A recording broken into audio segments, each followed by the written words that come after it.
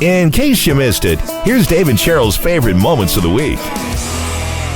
All right, so socks. Is there nothing better than putting on a nice pair of fresh socks out of the bag? I just bought some new socks maybe 2-3 weeks ago. And even like after the second or third wear, like, after washing them, still so great. So much more cushion. The key there being washing them. Freshly washed socks, because a recent poll asked 8,000 people how often they're re-wearing their socks. Because, it's not quite as gnarly as like re-wearing underwear, but 33% of people say they never re-wear their socks once they're removed. 30% say they maybe re-wear them once if they feel like they're still clean. And 12% say they'll re-wear them only if I take a shower in the middle of the day. Which makes no sense, because if you're clean and you're putting on then dirty socks afterwards. 22% said socks can last, quote, multiple days. So 22% of people are wearing socks over and over through the week.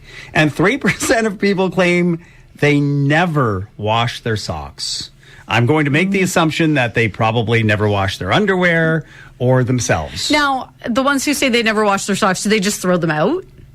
And they just wear new socks all the time? Who was that? James Barker Band. James Barker Band gets new socks all the time. But they asked for it in their rider. But there was a rapper, I remember, was it Drake or someone that had it in there that he always wanted new socks, or it might have been one of the other guys, that they wear them once and throw them away.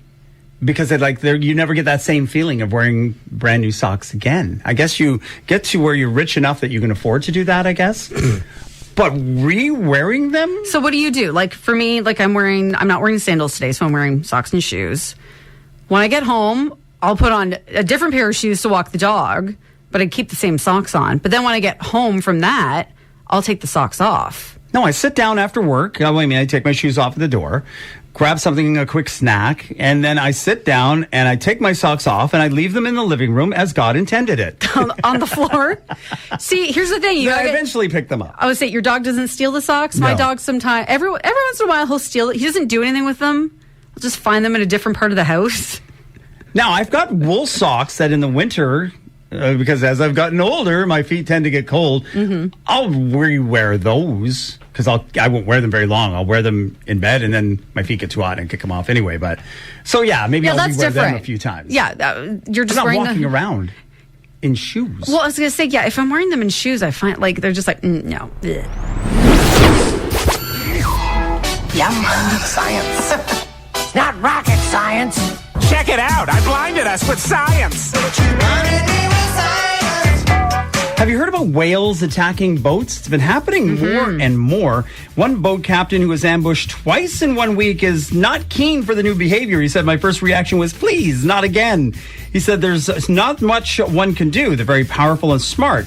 Now, a marine biologist, they echo the sentiment, and the whales are highly intelligent, adapting to new habits in response to a lot of different things, like maybe past negative experiences with a boat.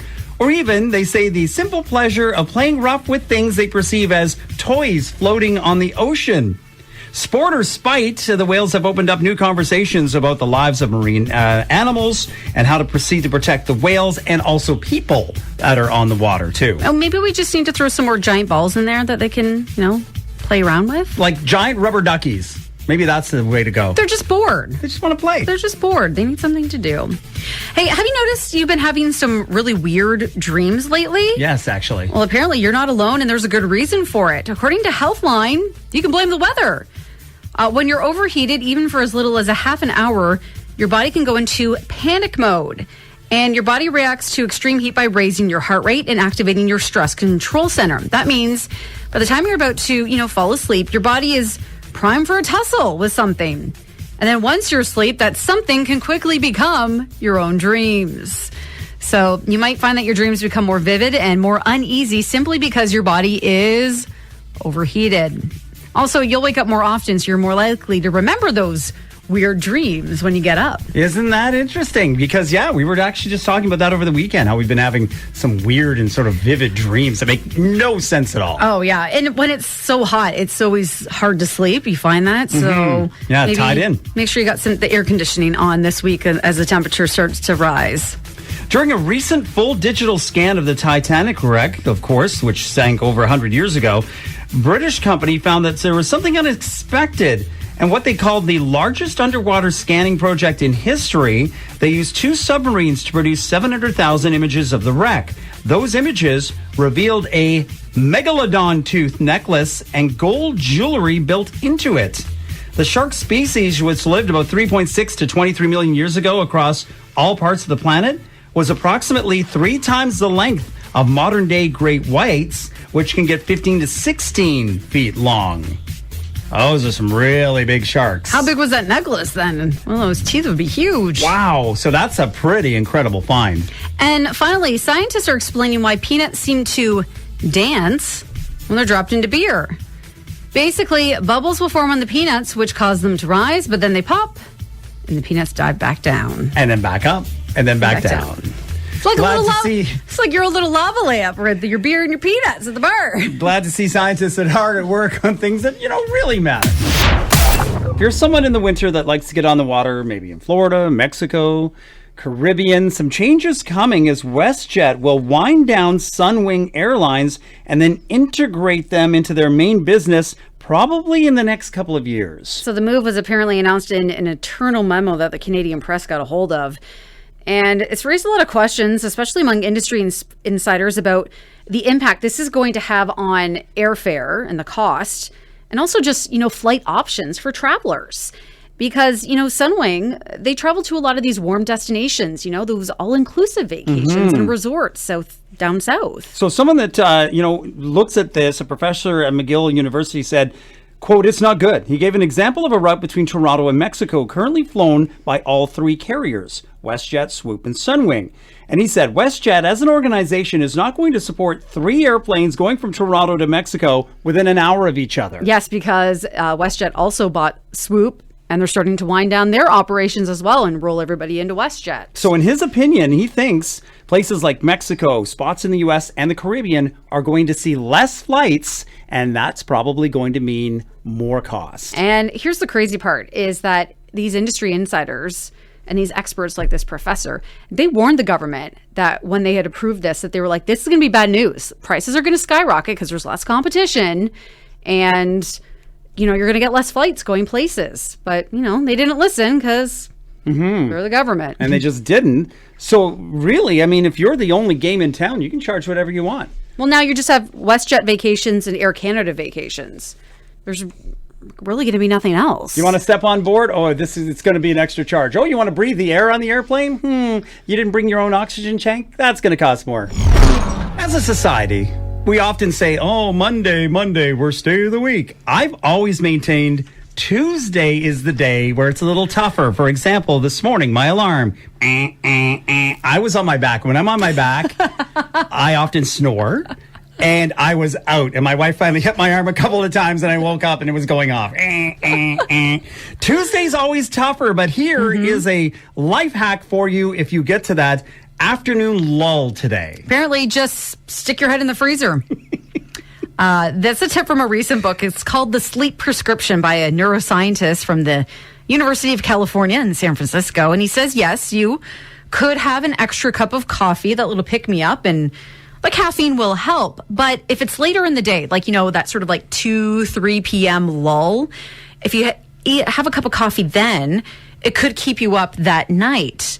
So instead, he says to stick your head in the freezer. Offers a more immediate boost of energy and it won't mess with your bedtime. So the reason it works is obvious, but the scientific reason is, quote, brief shock of cold activates your arousal system. So you also get the same effect if you go for a quick walk or focus on a non-work related task for 10 minutes. But if you don't have the time and you have a freezer, just shove your head in there instead. Deep freezing your head, better option. Although, I don't know the last time I looked in our freezer here at work, and I don't know the last time it was cleaned out, probably pre-pandemic. I think there's a lot of frost in it. So maybe that's a good thing then. You can stick your face right alongside of the frost and see if it wakes you up a little bit. Just in time for summer, a Chutes and Ladder themed playground opened up in Harrisburg, Pennsylvania, and it looks just like it sounds with dozens of slides and equipment to climb. The playground took about 2 years to design and build. Cost more than $1 million, but the city shared some footage the other day from their opening. There's some hills involved, and it does feel reminiscent of the game, but it's geared towards young kids, so it's not nearly as harrowing as you think it might be. And then a park in New Mexico is building 2 huge 100-foot slides for kids. They're actually going to be the biggest slides in the state with a staircase to climb to get to the top. So that's more like a Chutes and Ladders situation for the older kids. We wanted to use Mother Nature here. We wanted to use the features that the land was offering to us here at this site. I'm really a little bit more concerned about adults behaving badly at this park and at this slide once we open it. By the time the leaves start falling, we'll be descending this slide. How cool is that? I think that's a great idea, but yeah, I understand completely what he's saying. I hope they have some good high-quality resolution cameras up there in case there's any damage or things done. I just hope people aren't dumb and do dumb things. Oh, they will do dumb things, though, let's be honest. And then they'll have to shut it down for a bit. Isn't that the case, right? So kind of cool. A couple of really neat playgrounds opening up.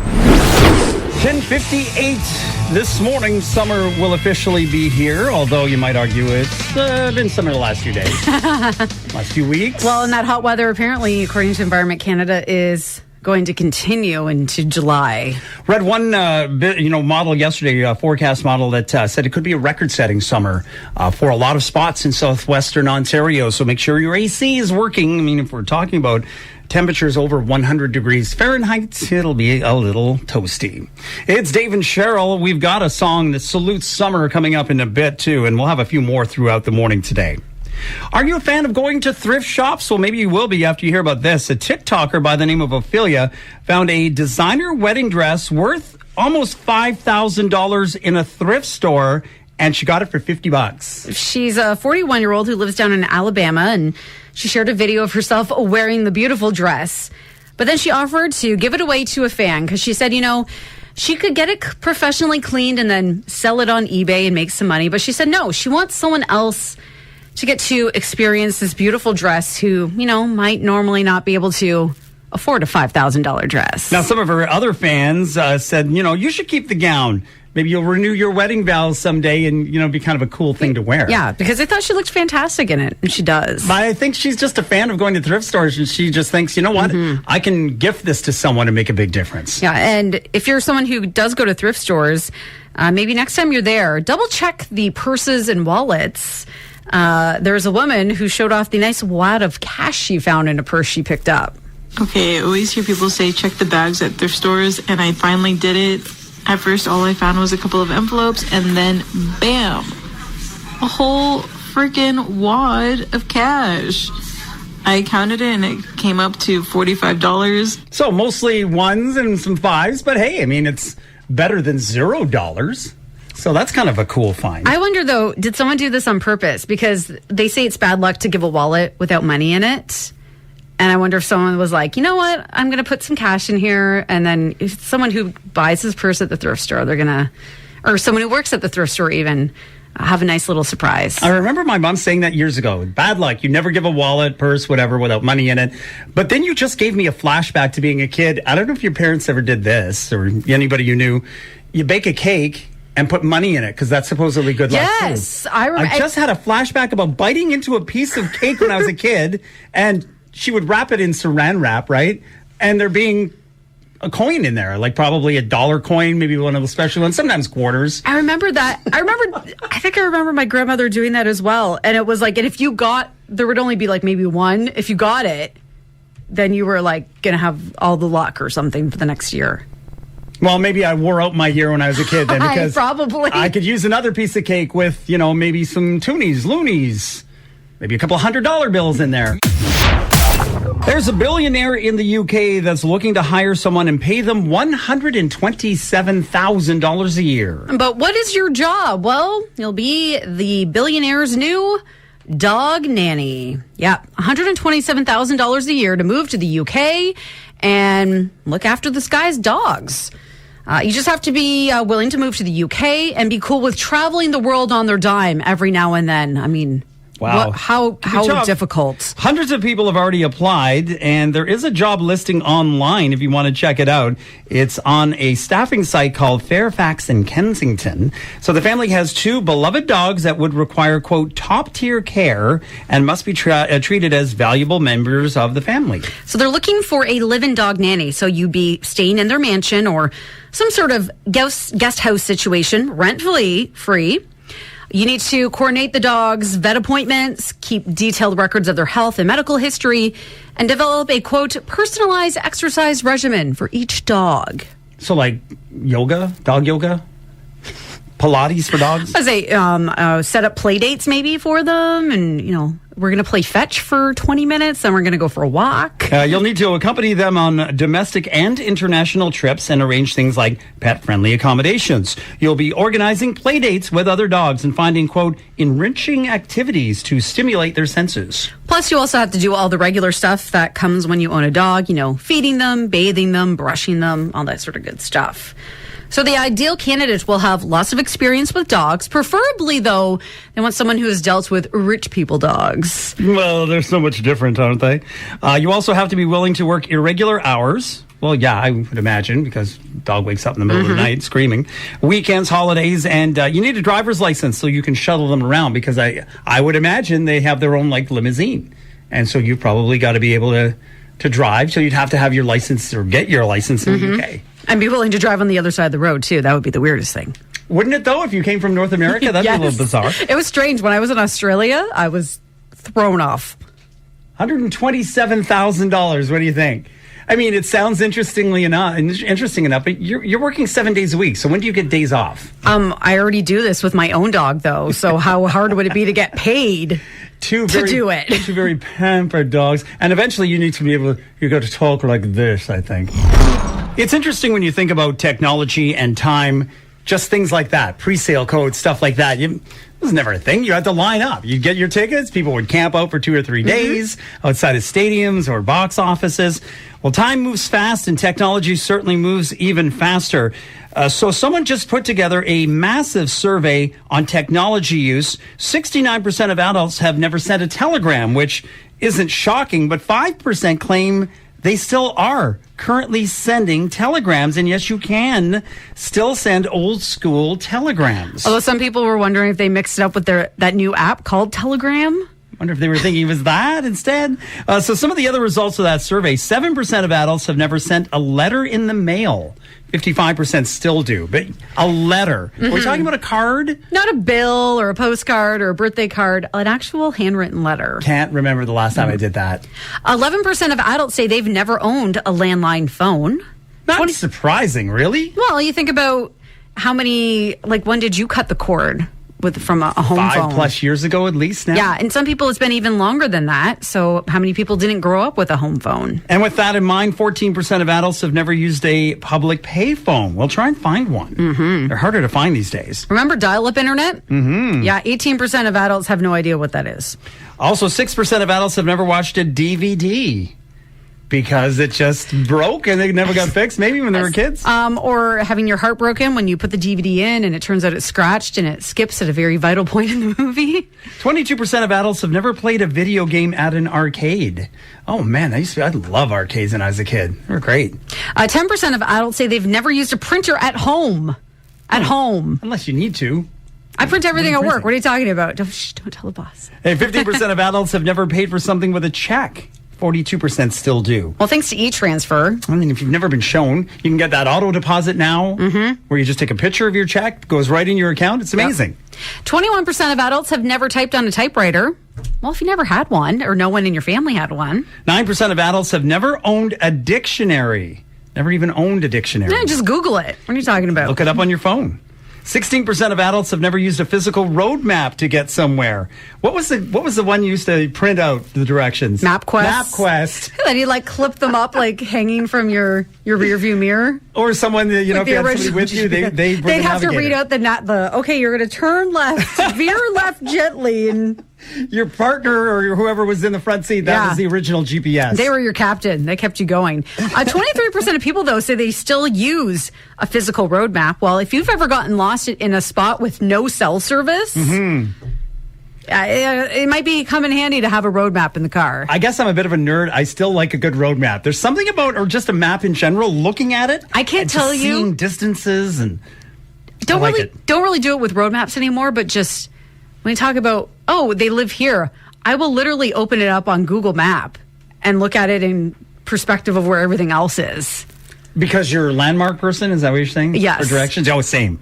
Yeah. Don't tell me turn left on Oak Street and right on Elm Street. I have no idea what you're I talking grew up about. here in Chatham, guys. I don't know street names. Maybe some of the major ones, even then I still get them confused.